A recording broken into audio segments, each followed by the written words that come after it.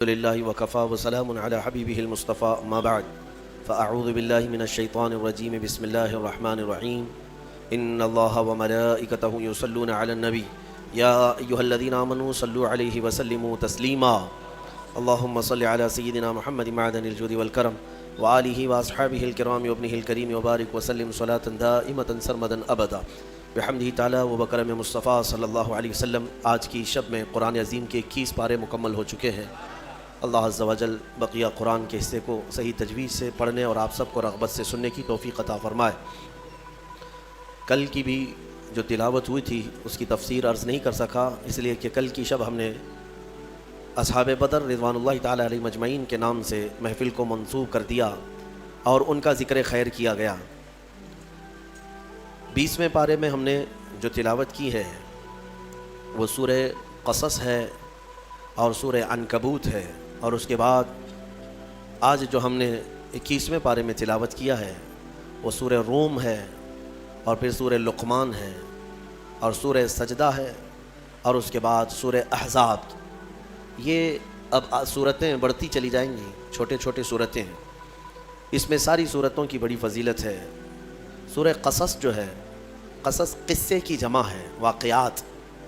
جیسے میں نے سورہ یوسف کے متعلق آپ کے سامنے عرض کیا تھا، اللہ نے فرمایا نحن نقص علیک احسن القصص، ہم آپ پر ایک بہترین قصہ سناتے ہیں۔ تو قصص کے نام سے یعنی قصوں کے نام سے پوری ایک سورہ ہے، اور اس میں کون سے واقعات بیان کیے گئے ہیں؟ وہ سیدنا موسیٰ کلیم اللہ علیہ الصلوۃ والتسلیم کی پیدائش سے لے کر ان کے نبوت کے معاملات، اور پھر فرعون کے ساتھ ان کی جو مناظرے، مکالمے، مجادلے ہوئے، ان سب چیزوں کے متعلق اس میں بیان کیا گیا ہے۔ بات ایسی تھی کہ فرعون، ویسے میں آپ کو بتا دوں کہ فرعون کون ہے۔ فرعون صرف ایک شخص کا نام نہیں ہے، مصر کا جو بھی بادشاہ ہوتا تھا اس کا لقب فرعون ہوتا تھا۔ تقریباً 18 یا 19 فرعون آئے ہیں، جو بھی بادشاہ ہوتا تھا اس کا لقب تھا یہ فرعون۔ اکثر لوگ اس کو نام سمجھتے ہیں۔ فرعون بادشاہ کو وہاں کے مصر کے، اور نمرود عراق کے بادشاہ کو کہا جاتا ہے، اور ملک روم کا جو بادشاہ ہوتا تھا اس کو قیصر، اور ایران کا جو بادشاہ ہوتا اس کو کسریٰ کہا جاتا۔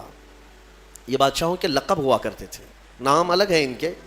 اب جو موسیٰ علیہ السلام کے زمانے کا فرعون تھا وہ بڑا جری تھا، اسے طاقت پر غرور بھی تھا، گھمنڈ بھی تھا۔ ایسا ہے کہ تقریباً 100 سال تک تو کبھی اس کو سردی بخار بھی نہیں آئے، بیمار کبھی نہیں ہوا۔ تو آدمی کو جب کوئی تکلیف نہ آئے تو وہ غرور میں بڑھ جاتا ہے، اور اسے ایسا لگنے لگتا ہے کہ میں سب سے پاورفل آدمی ہوں دنیا کا، مجھے کچھ ہو نہیں سکتا۔ تو یہی فرعون ہے جس نے اپنے زمانے میں یہ اعلان کیا تھا کہ لوگوں میں تمہارا رب ہوں، تمہارا بڑا رب میں ہوں، میری عبادت کرو۔ بات تو چل رہی تھی، اور لوگوں کو اپنی خدمت پر معمور کرنے کی بجائے اپنی عبادت پر معمور کرتا تھا۔ ہزاروں لوگ اس کو سجدہ بھی کرتے۔ ایک دن ایسا ہوا کہ فرعون نے خواب دیکھا، آسمان سے ایک تارا ٹوٹ کر اس کی گود میں گرا یا اس کے محل پہ گرا، اور پھر آگ لگ گئی اس کے محل میں۔ وہ گھبرا کر کے اٹھا، صبح نجومیوں کو، کاہنوں کو بلایا کہ اس خواب کی کوئی تعبیر صحیح بتا دے۔ بہتوں نے الگ الگ تعبیریں بتائی۔ پھر جو بڑے ماہر نجومی تھے انہوں نے کہا کہ اس خواب کی تعبیر یہ ہے کہ بنی اسرائیل خاندان میں ایک بچہ پیدا ہوگا جو تیری سلطنت کو ہلاک کر دے گا، تیری سلطنت کے ہلاک کرنے کا باعث بنے گا۔ خواب کی تعبیر سننے کے بعد شاہی فرمان جاری کر دیا اس نے کہ بنی اسرائیل میں آج کے بعد جو بھی لڑکا پیدا ہوگا اسے مار دیا جائے گا، کیونکہ وہ بچہ کہیں سلطنت کی ہلاک کرنے والا پیدا نہ ہو جائے۔ تو یہ اعلان کے بعد بنی اسرائیل خاندان میں جو بھی لڑکا پیدا ہوتا اسے مار دیا جاتا۔ یذبح ابناءہم ویستحیی نساءہم، قرآن میں ہے، اللہ فرماتا ہے وہ لوگ، یہ فرعون بیٹوں کو ذبح کر دیتا تھا اور لڑکیوں کو زندہ چھوڑ دیتا تھا۔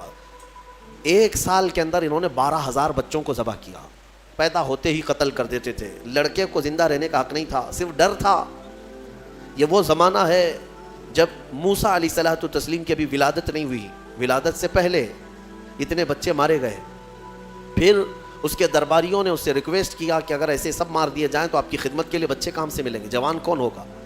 تو پھر 1 سال مارا جاتا، 1 سال چھوڑا جاتا، جیسے کورونا میں تخفیف دی جاتی ہے نا، ہاں، کہ صبح 6 بجے سے لے کر شام 6 بجے تک پابندی، 6 بجے کے بعد، یا پھر شام کے 6 بجے سے پابندی لگ جاتی ہے۔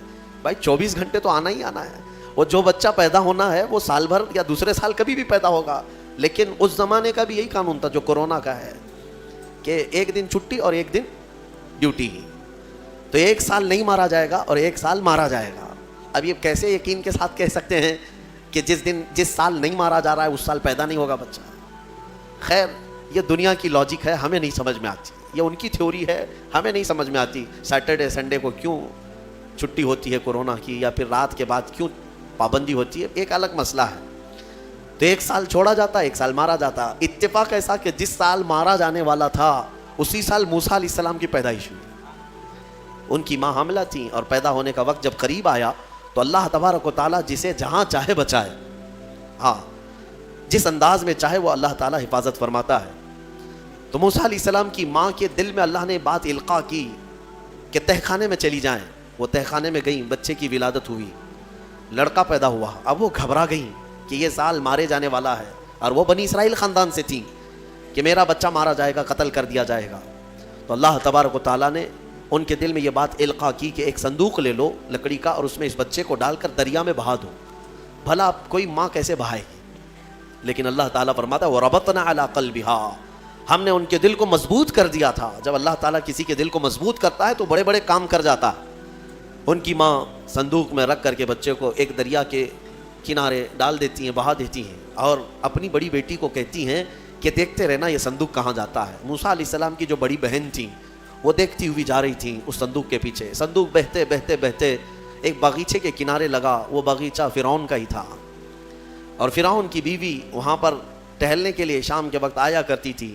جب وہ اپنی کنیزوں کے ساتھ وہاں آئی تفریح کے لیے تو ایک صندوق کو اپنے باغیچے کے کنارے لگا ہوا دیکھا، اٹھانے کے لیے کہا، اٹھایا گیا تو نہایت ہی خوبصورت بچہ۔ اللہ تعالیٰ نبیوں کو خوبصورت ہی دیا ہی ہوتا ہے۔ فرعون کے گھر میں کوئی بچہ نہیں تھا، اولاد نہیں تھی، تو فرعون کی بیوی نے اٹھا لیا اور کہا کہ لاؤ یہ بڑا خوبصورت بچہ ہے، حسین بچہ ہے، اور اپنے محل لے آئی۔ فرعون سے کہا کہ آج سمندر میں، دریا میں بہتا ہوا ایک بچہ کنارے پر آ لگا، میں نے اس کو اٹھا لیا ہے۔ فرعون نے کہا کہیں یہ بچہ تو نہیں جو میری سلطنت کو ہلاک کرنے کا سبب بنے گا؟ بیوی نے کہا ایسا کیسے ہو سکتا ہے، وہ تو بنی اسرائیل خاندان میں پیدا ہوگا، یہ تو کسی دریا سے بہتا ہوا آیا ہے، پتہ نہیں کون سے ملک سے آیا، کہاں سے آیا۔ تو بہرحال اس کی بیوی نے یہ کہا کہ اس کو مت مارو، لا تقتلوه عسى ان ينفعنا او نتخذه ولدا، قریب ہے کہ ہم اس سے فائدہ اٹھائیں گے یا اس کو بیٹا بنا لیں گے۔ بیوی کی بات پر راضی ہو گیا فرعون، جو ہے بیگم کی بات پر آ گیا اور اس کے بعد رکھ لیا بچے کو۔ اسی لیے کہا جاتا ہے عورتوں کے مشورے بہت ہی قیمتی ہوتے ہیں۔ بہرحال عورت کے مشورے پر عمل کرتے ہوئے اس نے رکھ تو لیا بچے کو۔ اب پرورش کی جب بات آئی، بچے کو دودھ پلانا ہے، تو دایاؤں کو بلایا گیا۔ شاہی خاندان میں بچے کی پرورش ہو رہی ہے، بہت ساری عورتیں آئیں، دودھ پلانے کی کوشش کرتی رہیں۔ موسیٰ علیہ السلام کسی کا دودھ نہیں پکڑتے تھے۔ ان کی بہن وہیں کھڑی تھی، اس نے کہا کہ میں ایک دایا کو جانتی ہوں جس کا دودھ ہر بچہ پی لیتا ہے۔ اس سے کہا گیا کہ بلا لاؤ۔ وہ جا کر اپنی ماں کو بلا لائی، اپنی ماں کو لے آئیں، اور ان کی ماں آئی، موسیٰ علیہ السلام کو اپنے سینے سے لگائی تو دودھ پینے لگ گئے۔ تو سب میں یہ بات مشہور ہو گئی کہ یہ یہاں کی مشہور دایا ہے، اور یہ خاندان کے اندر رہے گی، شاہی خاندان میں، محل میں رہے گی، اور بچے کو پلانے کی اجرت بھی دی جائے گی، اجرت بھی دی جائے گی۔ فرعون کے گھر میں پرورش بھی اور انہی کی ماں سے دودھ بھی پلانا، پھر پلس اس کی اجرت بھی دلانا، یہ شان ہے رب ذوالجلال کی۔ وہ جہاں چاہے جیسے چاہے پرورش فرمایا۔ حق کی حفاظت کرنا یہ مولا کی شان ہے، حق کی حفاظت وہ ہر زمانے میں کرتا رہتا ہے۔ اسی لیے کہا گیا ہے کہ اللہ تبارک و تعالیٰ جس چراغ کی حفاظت فرمائے، بڑی بڑی آندھیاں اس کو نہیں بجھا سکتی، اور جس کو بجھانا چاہے سارے انتظامات کے بعد بھی منٹوں میں اسے گل کر دیتا ہے۔ خیر، موسیٰ علیہ السلام فرعون کے گھر میں پرورش پاتے رہے۔ جب آپ کی عمر 2 سال کے قریب کی ہوئی، فرعون اور اس کی بیوی بیٹھے ہوئے تھے، موسیٰ علیہ السلام کھیلتے کھیلتے گود میں آئے اور فرعون کی داڑھی پکڑ کر اس کے منہ پہ تماچا لگا دیا۔ پہلی مرتبہ کسی نے بادشاہ کے منہ پر تماچا جڑا ہے تو بیٹا گھر کا، لیکن فرعون کو پہلی مرتبہ وہ زناٹے دار جو تھپڑ لگا، ہو سکتا ہے تارے نظر آ گئے ہوں، وہ گھبرا گیا، کہا کہ یہ بچہ ایسا کیسے مجھے مار سکتا ہے، ہاتھ کیسے اٹھا سکتا ہے۔ دسترخوان سے اٹھ گیا اور کہا اپنی بیوی سے بیگم مجھے لگتا ہے یہی وہ بچہ ہوگا، یہی بچہ ہوگا جو سلطنت کے ہمارے خلاف جائے گا۔ پھر بیگم نے کہا ایسا کیسے ہو سکتا ہے، بچہ ہے، چھوٹا ہے، اور لاڑ پیار میں بچے ماں باپ کے ساتھ اس طرح کی حرکتیں کرتے ہیں۔ فرعون نے کہا نہیں، مجھے چیک کرنا ہے، یہ بچہ جانکار ہے، یہ جانتا ہے۔ تو پھر موسیٰ علیہ السلام کا وہاں پر امتحان لیا گیا۔ فرعون کی بیوی بچانے پر لگی ہوئی تھی، فرعون نے کہا کہ ٹھیک ہے دیکھتے ہیں یہ کہ بچے کو سمجھ ہے یا نہیں ہے. امتحان کے لیے بیگم نے کہا ایک کام کرو, ایک برتن میں آگ کی انگارے دہکتے ہوئے کوئلے وہ بھی لائے جائیں اور ایک برتن میں سفید پھول لائے جائیں. اگر بچہ عقل مند ہوگا تو پھولوں کو پکڑے گا, نہیں تو پھر یہ لال چیز کی طرف بچوں کا ہاتھ زیادہ جاتا ہے, آگ دیکھے گا. کہا ٹھیک ہے یہ آزمائش کی جائے گی. ایک برتن میں آگ کے لال سرخ انگارے کوئلے لائے گئے اور ایک برتن میں پھول لائے گئے, دونوں رکھے گئے. موسیٰ علیہ السلام کیا ہر نبی ماں کے پیٹ سے ہی ہر چیز کو جانتے ہیں, اللہ تعالیٰ انہیں علم بھی نوازا ہے. موسیٰ علیہ السلام کو بلایا گیا, 2 سال کی عمر ہے کہ بچے ان دونوں میں سے کوئی چیز اٹھا لو. تو موسیٰ علیہ السلام کا ہاتھ پھولوں کے برتن کی طرف ہی بڑھنے لگا. یہ تو امتحان تھا. جبرائیل علیہ السلام اسی وقت نازل ہوئے اور آپ کا ہاتھ پکڑ کر کے آگ میں ڈالا. آگ میں سے ایک کوئلہ موسیٰ علیہ السلام اٹھائے اور اپنے منہ میں رکھ لیے, جس کی وجہ سے آپ کی زبان جل گئی, ہاتھ میں بھی آگ لگی. پھر فوراً ہٹایا گیا. فرعون کو وہ سیٹسفائیڈ ہو گیا کہ نہیں یہ جانتا نہیں ہے, جانتا ہوتا تو آگ نہیں اٹھاتا. بہرحال موسیٰ علیہ السلام کو اس آگ کے کوئلے کے زبان پر رکھنے کی وجہ سے زندگی بھر اس کا اثر رہا, زبان میں زندگی بھر اثر رہا. پھر جوانی آئی موسیٰ علیہ السلام کی, اسی گھر میں پرورش پاتے ہوئے. پھر آپ وہاں سے نکلے اور آپ کی ماں نے آپ کو ساری چیزیں بتا دیں کہ ہم بنی اسرائیل سے ہیں, نبیوں کا خاندان ہے, اللہ تبارک و تعالیٰ کی عبادت پر ہم ہیں, اور فرعون ظالم ہے اور وہ اپنی پرستش کرواتا ہے, اپنی عبادت کرواتا ہے, لہذا ہم فرعون کے خاندان سے نہیں ہیں. تو موسیٰ علیہ السلام جوان ہونے کے بعد ان تمام سچویشن کو سمجھ چکے تھے, سارے حالات کو. ایک بار ایسا ہوا کہ موسیٰ علیہ السلام اپنی بستی سے باہر کی طرف جا رہے تھے, 2 لوگوں کو لڑتے ہوئے دیکھا. ایک بنی اسرائیل کا تھا, ان کے خاندان کا تھا, ایک فرعون کے خاندان کا تھا. یعنی فرعون کا جو خاندان تھا عمالقہ ان کو کہتے ہیں, اور ان کو قبطی کہا جاتا ہے آج بھی مصر میں. تو قبط خاندان سے ہوا کرتے تھے. تو ان کا ایک آدمی اور ان کے خاندان کا ایک آدمی لڑ رہے تھے. تو ان کے خاندان کا جو آدمی تھا وہ پکارا موسیٰ علیہ السلام, ہائے ہائے میں مرا جا رہا ہوں, مجھے بچا لو موسیٰ, مجھے بچا لو. موسیٰ علیہ السلام آئے, دیکھا دونوں جھگڑ رہے ہیں. ایک تو اپنے خاندان کا تھا بنی اسرائیل, ویسے بھی بنی اسرائیل پر اس وقت بڑا ظلم کیا تھا فرعون نے. تو موسیٰ علیہ السلام نے موقع پاتے ہی, یعنی وہ فرعونی تھا, ایک گھونسا لگایا اس کو, ایک گھونسا اس کو لگایا, وہ زمین پہ گرا اور مر ہی گیا, ختم ہی ہو گیا. نبی کا پنجہ لگایا نا, نبی کے ہاتھ سے ایک مار کھایا اور مر گیا. فَوَكَزَهُ مُوسَىٰ فَقَضَىٰ عَلَيْهِ, قرآن میں ہے کہ ایک گھونسا لگایا اور اس کا کام تمام کر دیا موسیٰ علیہ السلام. پھر حضرت موسیٰ علیہ السلام کو افسوس ہوا کہ یہ مجھ سے کیا ہو گیا, یعنی میں نے تو اس دونوں کے جھگڑوں کو چھڑانے کے لیے کوشش کیا لیکن میرے ہاتھ سے یہ مر گیا. اللہ کی بارگاہ میں آپ نے استغفار کرنا شروع کیا, اے اللہ تو مجھے معاف فرما دے. فغفر لہ, اللہ تعالیٰ نے معاف بھی فرمایا, آیتیں نازل ہوئی.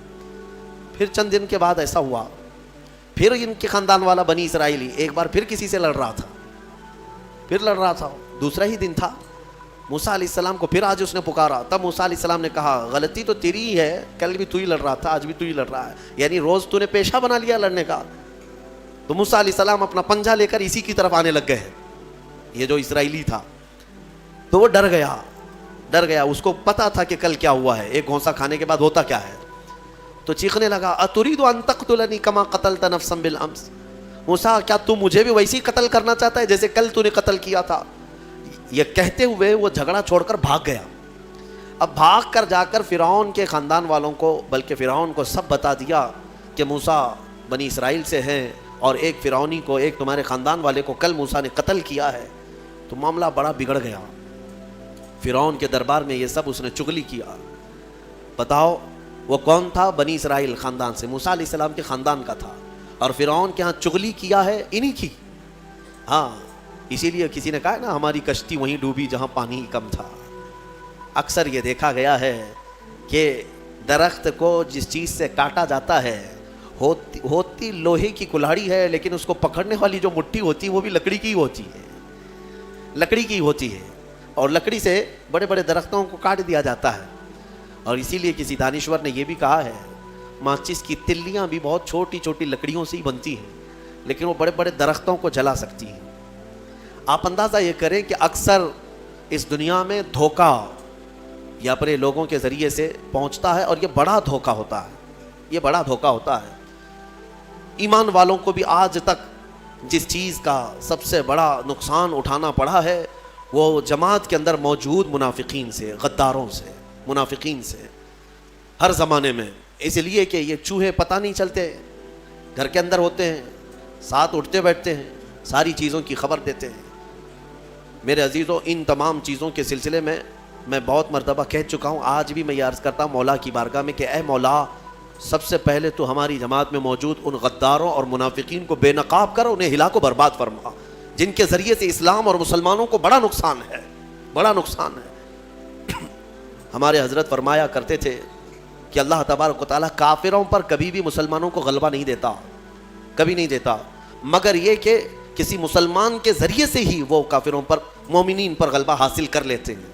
ہاں، یہ چیزیں دیکھنے کو ملتی ہیں کہ تمہارے گھروں کے پتے وہی لوگ بتاتے ہیں جو آس پڑوس میں ہوا کرتے ہیں. آؤ، دوسروں کو بلا کر کے لا کر کے دکھاتے ہیں کہ یہ ان کا گھر ہے، یہ فلاں کا گھر ہے، یہاں سے اٹھائیے، آپ یہاں سے لے جائیے. مومنین کی خبر گیری کرنے والے جو منافق صفت ہوتے ہیں، ان کے لیے بڑا دردناک عذاب ہے. ان المنافقین فی الدرک الاسفل من النار، بے شک منافق جہنم کے سب سے نچلے حصے میں رہیں گے.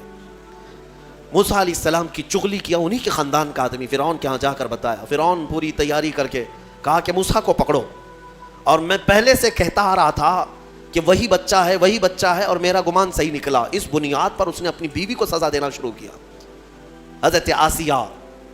اس بنیاد پر وہ عذاب اس قدر دیا کہ ان کے ہاتھوں پر میخ مار کر انہیں سلاتا تھا، ان کو بالوں سمیت چھت سے لٹکا دیا جاتا تھا. بہت شدت کی تکلیف دی حضرت آسیہ کو، کیونکہ وہ موسیٰ علیہ السلام پر ایمان لاتی ہیں، وہ موسیٰ کے خدا پر ایمان رکھتی تھیں. تو فرعون نے اپنے جاں بازوں کو، اپنے لڑاکوں کو بھیجا کہ موسیٰ کو پکڑو. وہ سب نکلے تو ایک ان کی اچھائی چاہنے والا، ان کا خیر خواہ شہر سے دوڑتا ہوا آیا. وجاء رجل من اقصى المدینة يسعى، دوڑتا ہوا آیا شہر سے اور کہا، قال یا موسیٰ ان الملأ یأتمرون بک لیقتلوک، فوج پیچھے سے آ رہی ہے تمہیں قتل کرنے کے لیے، تم یہاں سے فوراً نکل جاؤ، یہ بستی چھوڑ دو. حضرت موسیٰ علیہ السلام اس کی بات سن کر کے نکل پڑے. یہ مصر کی سرزمین تھی، چھوڑ کر کے آپ وہاں سے نکلے. فخرج منها خائفا يترقب، وہاں سے خوف کے عالم میں نکلے تھے. موسیٰ علیہ السلام دوسری بستی پر چلے گئے، ایک ایسی جگہ پر گئے، یہ پورا واقعہ تفصیل سے سورہ قصص میں موجود ہے. ایک بستی پر پہنچے تو وہاں پر دیکھا کہ ایک کنویں پر بھیڑ لگی ہوئی ہے، بہت ساری بھیڑ ہے، پانی کھینچ رہی ہیں. اس میں دو لڑکیاں دور شرماتے کھڑی ہیں، وہ پانی لینے کے لیے بھیڑ میں نہیں جا پا رہی. تو موسیٰ علیہ السلام بھیڑ کو چیرتے ہوئے آئے اور ان دو لڑکیوں کے لیے پانی آپ نے ڈول سے نکلوایا. آپ مضبوط تھے، قوی تھے، طاقتور تھے. پانی آپ نے نکالا اور پانی نکال کر ان دونوں لڑکیوں کو دیا. تو وہ جوان لڑکیاں تھیں، انہوں نے کہا کہ چلو، ہمارے باپ اس شہر کے بڑے نیک اور پرہیزگار آدمی ہیں، ہم تمہیں لے کر کے چلتی ہیں اور اپنے باپ سے تمہیں اجرت دلائیں گے. تم دیکھنے میں بڑے اچھے لگتے ہو، اجنبی ہو، مسافر ہو، اجرت دلائیں گے جو پانی تم نے ہمیں ڈول سے کھینچ کر دیا ہے. موسیٰ علیہ السلام ان کی بات پر چل پڑے. کہاں وہ دونوں لڑکیاں اپنے گھر لے آئیں تو ان کے والد جو تھے وہ کوئی عام انسان نہیں، وہ حضرت شعیب علیہ السلام تھے، اللہ کے نبی تھے. تو یہ دونوں نبی کی بیٹیاں تھیں. موسیٰ علیہ السلام آئے، پوچھا کہ تمہارے ساتھ کیا ہوا. موسیٰ علیہ السلام نے سارا اپنا واقعہ حضرت شعیب علیہ السلام کے پاس بیان کیا. تو حضرت شعیب علیہ السلام نے کہا، نجوت من القوم الظالمین، تم ایک ظالم قوم سے نجات پا کر کے آئے ہو، رہو ہمارے ہاں رہو، کوئی حرج نہیں ہے. اب اجرت کیا دی جائے گی تمہیں جو ہماری بیٹیوں کو تم نے پانی کھینچ کر دیا؟ تو حضرت شعیب علیہ السلام نے کہا، قال احدى ابنتي هاتين على ان قالت احداهما، ان کی بیٹیوں میں سے حضرت شعیب علیہ السلام نے کہا، ہاں میں انی اريد ان انكحك، میں چاہتا ہوں کہ میری دونوں بیٹیوں میں سے ایک سے تمہارا نکاح کر دوں. کس بات پر؟ وہ اجرت کے طور پر نکاح بھی کر دوں گا، اور پلس مہر کیا رہے گا؟ مہر میں یہ رہے گا کہ میرے باغیچہ ہے ایک، اس باغیچے میں 8 سال تک تمہیں رکھوالی کرنی ہوگی. 8 سال تک. حضرت موسیٰ علیہ السلام نے کہا ٹھیک ہے. 8 سال کی بجائے 10 سال موسیٰ علیہ السلام وہیں رہے. شادی بھی ہوئی شعیب علیہ السلام کی بیٹی کے ساتھ، جن کا نام تاریخ میں حضرت صفورہ بتایا گیا ہے. حضرت موسیٰ علیہ السلام کا نکاح ہوا، وہیں رہنے لگے. 10 سال کے بعد موسیٰ علیہ السلام پھر اپنی بیوی کو لے کر، اپنے گھر والوں کو یعنی اپنی اہلیہ کو لے کر نکل پڑے. واپس پھر آپ سفر پر تھے. بیچ راستے میں آپ کو آگ کی ضرورت تھی کھانا پکانے کے لیے. اس زمانے میں ماچس نہیں، لائٹر نہیں، بلکہ ایک درخت کی ٹہنیاں ہوتی تھی، اس کو پتھر سے رگڑتے تھے تو آگ پیدا ہوتی تھی. وہ آگ کی ٹہنیاں، درخت ہی ایک آگ لگنے والا ہوا کرتا تھا. تو موسیٰ علیہ السلام وہ آگ لینے کے لیے پہاڑی پر چڑھے، اور جب وہاں پہنچے تو اللہ نے آپ کو نبوت کی تاج سے سرفراز فرمایا. جبرائیل علیہ السلام آئے اور آپ کو نبوت کے اعجاز سے سرفراز کیا گیا اور اعلان کیا گیا کہ اے موسیٰ، آپ اللہ کے جلیل القدر نبی ہیں اور رسول ہیں. اب آپ جائیں اپنی اہلیہ کو لے کر واپس فرعون کے پاس جائیے، پھر آنا ہے آپ کو فرعون کی اس بھری سلطنت میں. موسیٰ علیہ السلام پہلے اپنے گھر آئے، اور اس کے بعد حضرت موسیٰ علیہ السلام جب آئے اپنی بیوی کو لے کر تو اللہ تعالیٰ نے فرمایا اب جاؤ فرعون کے پاس، اس کو ہدایت کی تلقین کرو، تبلیغ کرو، اس سے کہو کہ اللہ وحدہ لا شریک کی عبادت کرے. لیکن جانے سے پہلے موسیٰ علیہ السلام کو اللہ نے ایک اور ٹریننگ سے گزارا. آپ کے ہاتھ میں ایک لکڑی ہوا کرتی تھی، چھڑی، جو آپ کا عصا تھا. اللہ نے فرمایا اے موسیٰ اس لکڑی کو زمین پر چھوڑو. آپ نے زمین پر چھوڑ دیا. قال القها یا موسیٰ فالقاها فاذا هي حیۃ تسعى. قرآن کہتا ہے جیسے ہی موسیٰ علیہ السلام نے زمین پر اس لکڑی کو ڈالا وہ ایک خوفناک اژدہا سانپ بن گیا. اژدہا اتنا خطرناک کہ لوگ دیکھیں تو ہیبت طاری ہو جائے. موسیٰ علیہ السلام پیچھے ہٹ گئے. اللہ فرماتا ہے خذھا ولا تخف، پکڑ لو اس کو، ڈرو مت. موسیٰ علیہ السلام دوبارہ اس سانپ کو پکڑتے ہیں تو پھر سے وہ لکڑی بن گیا. یہ معجزہ تھا موسیٰ علیہ السلام کا کہ لکڑی کو زمین پر ڈالو تو سانپ رینگنے والا، اور ہاتھ میں لے لو تو پھر لکڑی. دوسرا معجزہ تھا آپ کا کہ حضرت موسیٰ علیہ السلام سے کہا گیا وَضْمُمْ يَدَكَ إِلَى جَنَاحِكَ تَخْرُجْ بَيْضَاءَ مِنْ غَيْرِ سُوءٍ. آپ اپنے ہاتھ کو، مٹھی کو اپنے جیب میں ڈالو. ادخل یدک فی جیبک، آپ اپنے جیب میں اپنی مٹھی کو ڈالو، ہاتھ کو. اور جب ہاتھ جیب میں ڈال کر باہر نکالتے تو پورے ہاتھ میں سورج سے زیادہ روشنی چمکتی تھی. ہاتھ یوں کریں تو بہت تیز روشنی کہ رات کے وقت اگر آپ ہاتھ نکالیں تو پورا اجالا ہو جائے. یہ دوسرا معجزہ تھا حضرت موسیٰ علیہ السلام. یہ دو معجزے دے کر اللہ نے بھیجا فرعون کے پاس، جاؤ اور اس کو ایمان کی دعوت دو. اور حضرت موسیٰ علیہ السلام گئے فرعون کے مقابل میں. فرعون سے کہا میں واپس آ چکا ہوں اور میں اللہ کا نبی ہوں، اللہ کا رسول ہوں. فرعون نے کہا کون سے خدا کی عبادت کرتے ہو، کون ہے تیرا خدا؟ موسیٰ علیہ السلام نے فرمایا کہ میرا رب پورے کائنات کو پالنے والا ہے، جو تجھے بھی پیدا کیا مجھے بھی پیدا کیا، آ جا اس کی عبادت کی طرف. فرعون نے پوچھا تیرے پاس کیا نشانی ہے؟ حضرت موسیٰ علیہ السلام نے اپنی نشانیاں بتائی. اس کے بعد فرعون نے کہا یہ تو جادو ہے، موسیٰ تو 10 سال جادو سیکھ کر کے آیا. تو موسیٰ علیہ السلام نے فرمایا اگر یہ جادو ہے تو تیرے سلطنت میں جتنے جادوگر ہیں سب کو بلا لے، مقابلہ کیا جائے. تو فرعون کو جو یہ چیلنج ہوا تو فرعون نے سارے بڑے بڑے جادوگروں کو بلایا اور ایک میدان میں یہ مقابلہ ہونا تھا. حق اور باطل کا مقابلہ زمانے اول سے چلا رہا ہے. اقبال نے کہا ہے ستیزہ کار رہا ہے ازل سے تا امروز، شرارے بولہبی سے چراغ مصطفی. ہمیشہ ایک میدان میں جب یہ مقابلہ ہونا طے پایا، بڑے بڑے جادوگر آئے.